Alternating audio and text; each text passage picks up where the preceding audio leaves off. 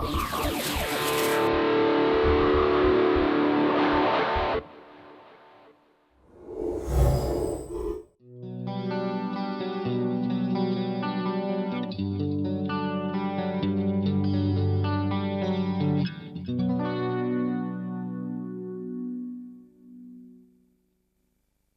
know, EQ is probably one of the most misunderstood and confused facets of audio and music.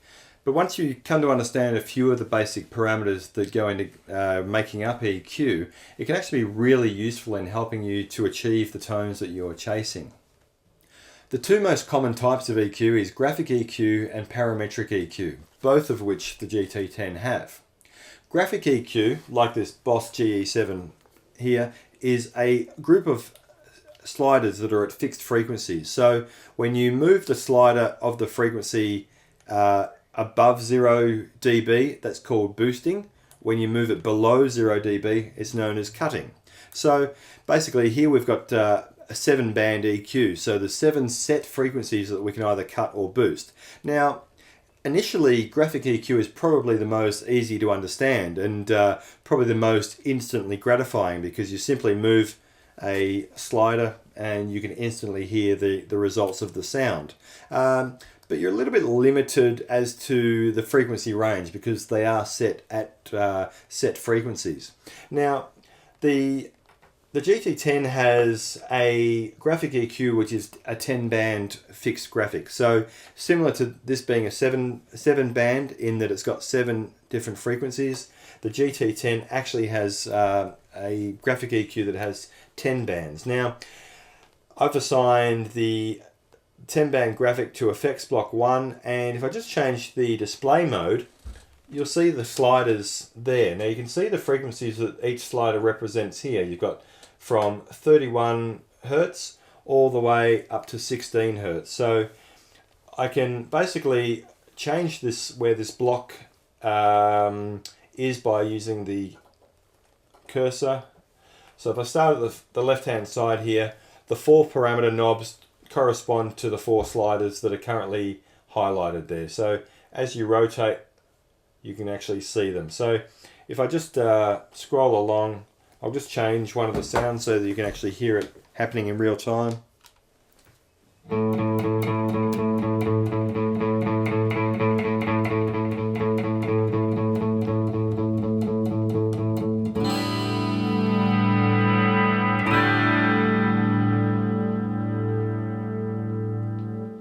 So that was just the 2 kilohertz slider there. So basically you've got 10 bands of adjustment, and then the last parameter over on the side there is the overall level, which you'll find that if you're doing a lot of boosting, you're going to raise the overall level of the EQ up. So you may need to actually cut the overall output level over the side here. So you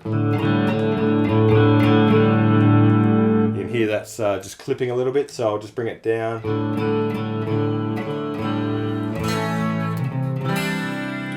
So I'll just turn the effect off and back on. Okay, it's a pretty subtle adjustment, but I haven't actually done a lot of a curve there.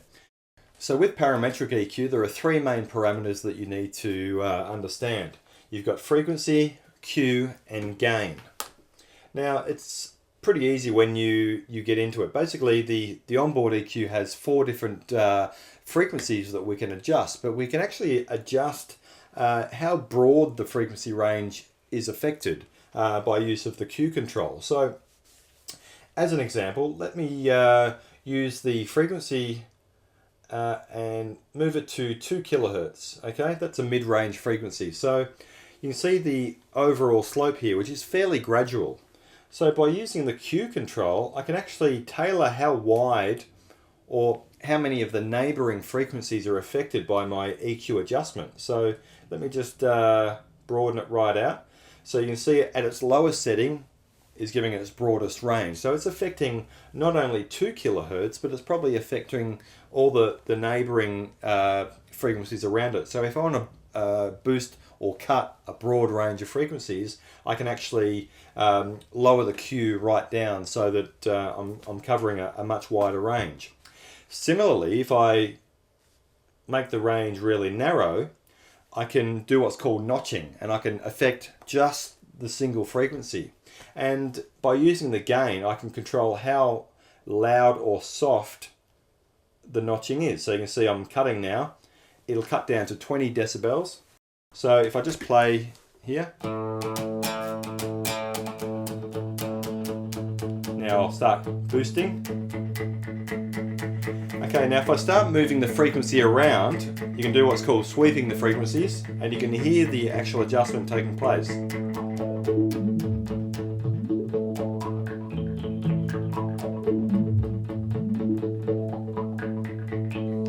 So this works in a very similar way to the principle of a wah pedal, in the way that it actually sweeps through a frequency range. So in this case, if I was to broaden the Q, lower the Q to broaden the actual range and then sweep through,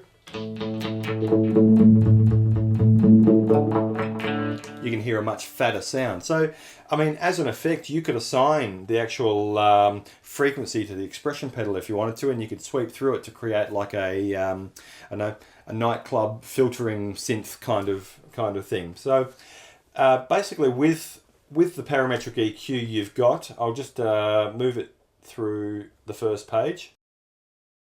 First of all, you've got the quick settings, so you can experiment with the different quick settings and see how they're set up and see how the sound is affected. Now you can see with this rhythm 1, it's got a little bit of a scoop. It's what they call a mid scoop, which is quite popular for a lot of metal type tones and some of the harder rock. So as you move through the presets,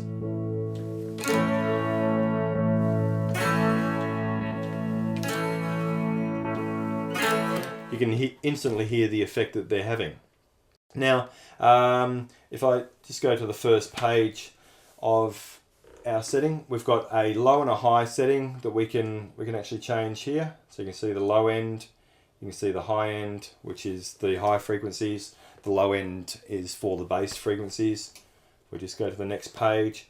We've got our low mid parameters, which we can control just like I showed before, and then you've got your high mid frequencies, and then you've got your low cut and high cut. And this basically tells if you're getting like a really boomy bottom end, for instance, or bass, you can cut the frequencies from a certain range.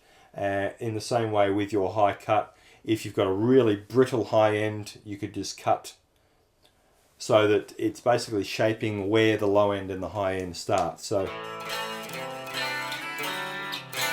if you were to use a microphone, this would be good for that classic telephone voice effect. So that's basically the different parameters that are used within EQ. But what I'd recommend doing is either sweeping through the frequencies like I just did, just so that you get used to the sound of different frequencies, or you could basically use some of the quick presets and actually just see how they're set up and just see how it actually affects your tone. Okay, so now I just want to talk a little bit about where to place EQ within the effects chain. Now, EQ is what I class as a utility effect. You don't have to use it for every patch. If you can achieve the sounds that you want using, your preamp and your overdrive, then don't worry about using EQ. Use EQ to basically fine tune your patch. Now, EQ will always affect the sound of your patch dependent on what it follows in the chain. For example, your guitar is the first thing in the effects chain. So if you place EQ directly after the guitar, the EQ is EQing the guitar. Okay, so if your guitar's got a really mid sound or a really brittle high sound or a really bottomy low sound, you can actually shape the way that the guitar sounds before it hits the preamp. And this is really handy if you've got two guitars you're using and one just sounds totally different to the other. You can actually EQ one of them to basically help match the other guitar that you use. Or you can have a guitar that just doesn't sound good. So you can help to shape the tone. Now, this is much more subtle EQing than when you place an EQ after the preamp. So EQing after the preamp affects basically the entire signal chain, and you're shaping the actual sound of the amp itself.